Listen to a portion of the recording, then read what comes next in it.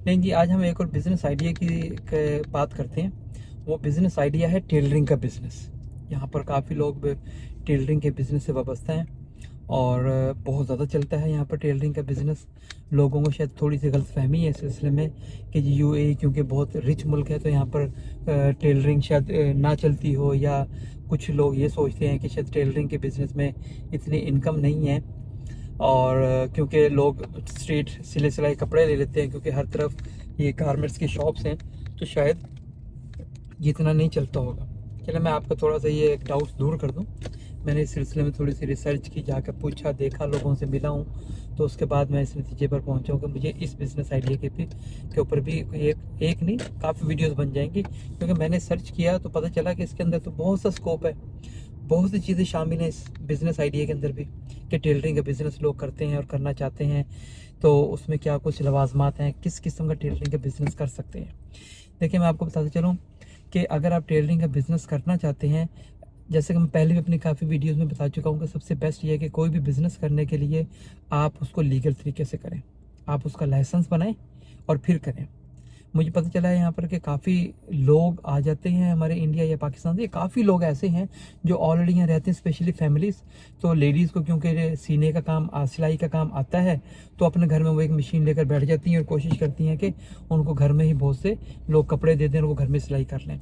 देखिए ये जो तरीक़ाकार है ना घर में सीने का, ये इंडिया या पाकिस्तान में तो चलता है, शायद बांग्लादेश में भी चलता है ये काम, के लोग घरों में बैठ कर और ख़वातीन सिलाई करती हैं। स्पेशली पाकिस्तान में बहुत आम है।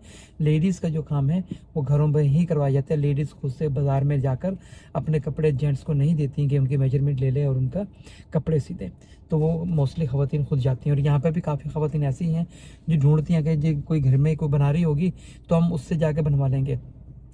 देखिए अगर आप बिज़नेस ओपन कर कर बैठते हैं तो एक जो सूट की सिलाई है आपको 40 से लेकर 50, 60 और अबव मिल जाती है।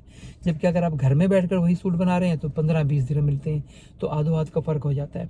और ऐसे ऐसे जैसे जैसे महंगे सूट सिएंगे आपको मैक्सिमम को 30 से 40 ही देंगे, इससे ऊपर देंगे नहीं। जो एक दुकानदार लेकर 150 से 200 दिरहम लेता है जिस सूट के, उसके आपको घर के अंदर 30-40 ही मिलेंगे, इससे ऊपर की तो रेंज होती ही नहीं है। ये नुकसान है आपको यहाँ पर अपना बिज़नेस ना करने का। काफ़ी ख़वातीन सोचती हैं कि जी हम ऐसे करेंगे तो एक्स्ट्रा कमाई हो जाएगी। उस कमाई का क्या फ़ायदा कि इसके अंदर आपको मेहनत इतनी ज़्यादा करनी पड़े और रिज़ल्ट क्या है, ज़ीरो निकल रहा है उसमें से। ये ख्याल रखिएगा। अब बात वापस लेते हैं इस तरफ कि जी मैं जो बिज़नेस जो आइडिया है इसके अंदर क्या एक्सपेंस है, किस किस्म का एक्सपेंस होता है इसके अंदर, और मेरा कितने का ख़र्चा है। देखें आप यहाँ पे ख़र्चे हैं मुख्तलिफ़ किस्म के। सबसे अहम ख़र्चा जो है आपको लाइसेंस बनवाना है, और उससे भी अहम ख़र्चा ये होता है कि आप किस जगह पर शॉप ओपन कर रहे हैं। ठीक है, आज मैं समझता हूँ, देखें लोकेशन की इंपॉर्टेंस तो कभी ख़त्म नहीं होती कि आपके पास अगर किसी अच्छी लोकेशन पर आपका बिज़नेस है तो आपका वॉक इन कस्टमर बहुत आता है वहाँ पर, इससे इनकार नहीं है। लेकिन अगर आप थोड़ा सा दूर भी जाकर बैठ सकते हैं आउट ऑफ लोकेशन, तो उसके लिए आपको थोड़ी सी मेहनत की ये करनी पड़ती है कि जैसे आज का सोशल मीडिया का दौर है, आप उसके ऊपर पब्लिसिटी करें अपनी। जितनी ज़्यादा पब्लिसिटी करेंगे सोशल मीडिया पर उतनी ज़्यादा आपको कस्टमर मिलेगा। और यहाँ पर ज़्यादातर काम है पिक एंड ड्रॉप का है, और अगर आपने फ्री पिक एंड ड्रॉप भी दे दी लोगों को तो ये आपका काम जो है दिन दुगनी रात चुगनी तरक्की भी करता है। और फिर यह है कि आप फोकस कर कर बैठेंगे उस बिज़नेस के ऊपर। ये नहीं सोचें कि मैं जॉब के साथ मैं टेलरिंग का बिज़नेस भी कर लूँगा, ऐसे नहीं होता। मैं कई मरतबा बता चुका हूँ आप लोगों को कि अब जॉब्स के साथ आप दूसरा बिज़नेस नहीं कर सकते, इतना ईजी नहीं है, पैसे ज़ाया हो जाते हैं आप लोगों के। आप लोगों को देख कर खुश हो जाते हैं कि यार इसने भी कर रखा है मैं भी कर लूँ। नहीं, ऐसे नहीं है। लोग जो कर कर बैठे हैं और जॉब्स भी कर रहे हैं, आपको वो असल बात नहीं बताते कि वो असल में कर किस तरह रहे हैं। वहाँ उन्होंने घर का कोई छोटा बहन भाई कोई इस तरह का बिठाया हुआ है और वही कर रहा होता है बिज़नेस। जिसने पैसा लगाया है, जो ये आपको कह रहा है कि यार मैंने अपना काम ऐसे किया हुआ है, उसने वो नहीं कर रहा होता बिज़नेस प्रैक्टिकली, वो तो है ही नहीं वहाँ पर।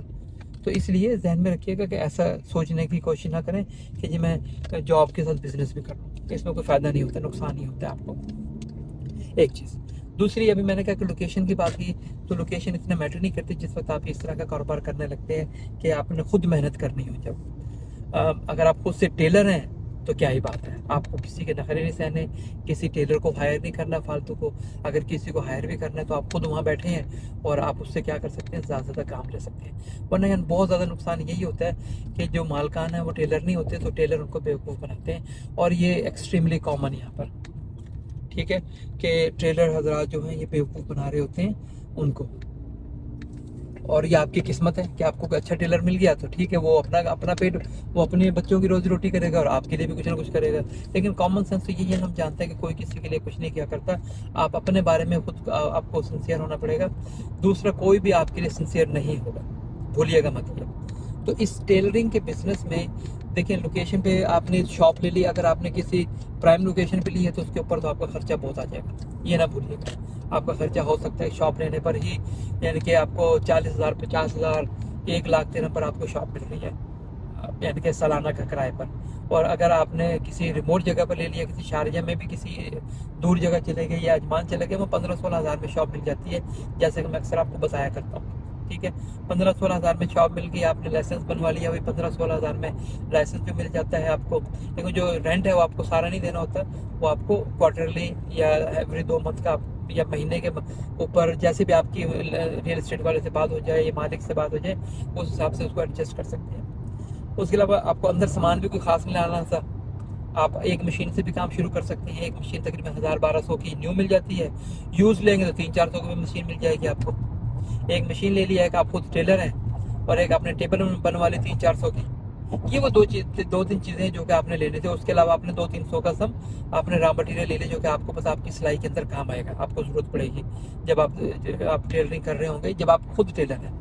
और अगर आप खुद टेलर नहीं है तो अब आपको एक आदमी का वीज़ा भी लगाना है और उसको लेकर आना है। एक से स्टार्ट करें, 10-15 से स्टार्ट ना करें, ठीक है। तो आप ये देख लें कि अगर आपने कोई आदमी ऐसा हायर कर लिया, जो कि मैंने देखा है ट्रेंड, मुझे पता चला है कि टेलरिंग के बिजनेस में मोस्टली जो टेलर है उनका अपना वीज़ा होता है, वो अपना खुद का वीज़ा परचेज किया हुआ होता है, फ्रीलांसर के तौर पर आपके पास वो काम कर लेते हैं, तो आपका वीज़े का खर्चा नहीं होता उसका इतना ज़्यादा। अगर आपकी और उनकी कोई अच्छी अंडरस्टैंडिंग है तो नेक्स्ट आप उसको वीज़ा भी दे सकते हैं, या डायरेक्ट आपको कोई अच्छा आदमी मिल गया, आपको लगता है हाँ यार ये सही है, आप उसको वीज़ा भी दे सकते हैं। तो अप्रॉक्स 25,000 आप रख लें, आप 25,000 में किसी नॉर्मल सी जगह पर टेलरिंग का बिजनेस कर सकते हैं और इससे एक अच्छी कमाई कर सकते हैं। और इसके अंदर तरीक़ेकार ये होता है, जो टेलर हजरात होते हैं, कुछ लोग हैं कि वो उनको सैलरी पर रखते हैं, लेकिन मोस्टली लोग जो टेलर हजरात को परसेंटेज पर रखते हैं। कोई 40% देता है, कोई 50% देता है, कोई 35% देता है।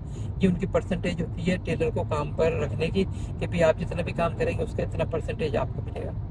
देखिए, अगर आपने थोड़ी सी खुद मेहनत कर ली, लेट्स सपोज कि आप टेलर नहीं भी हैं, आप सिर्फ काम लेकर आने वाले हैं, या आपने थोड़ी पब्लिसिटी सही की और वहाँ से आपको काम मिल गया और आप खुद से पिक एंड ड्रॉप दे रहे हैं, फिर तो मैं आपको कह सकता हूँ ये कि एक आप अच्छा बिजनेस बिल्डअप कर लेंगे। अगर आप टेलर हैं, उस सूरत में भी अगर आप ये करते हैं सारे काम खुद से, तो बिजनेस को 4 चांद लगने का कोई वो है, कोई रोक ही नहीं सकता ना।